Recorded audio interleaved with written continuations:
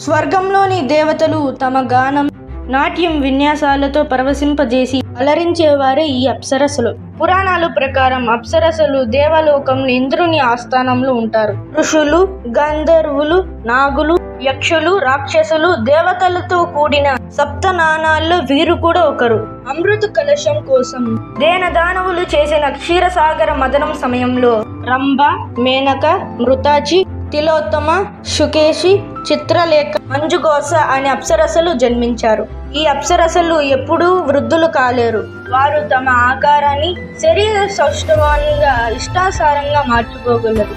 వారు ఎల్లప్పుడూ యవ్వనంగా, అందంగా, ఆకర్షణీయంగా ఉంటారు. చాలా మంది అప్సరసలు మహర్షుల వల్ల సంతానం పొందుతారు. వారు తమ కన్యత్వాన్ని తిరిగి పొందుతారు. వీరి శరీర ఆకృతి కూడా మారదు. వీరికి అన్ని లోకాలకు వెళ్ళగలిగే శక్తి కలిగి ఉంటుంది. అప్సరసలు గురించి మొదటి ప్రస్తావన ఋగ్వేదంలో కనిపిస్తుంది. ఇందులో ఊర్వశి అనే అప్సరస గురించి ప్రస్తావించబడింది. అథర్వణ వేదంలో అప్సరసలను గంధర్వుల భార్యలుగా పేర్కొన్నారు. ఇలాంటి మరిన్ని వీడియోస్ కావాలనుకుంటే like, share, subscribe. Don't forget to follow our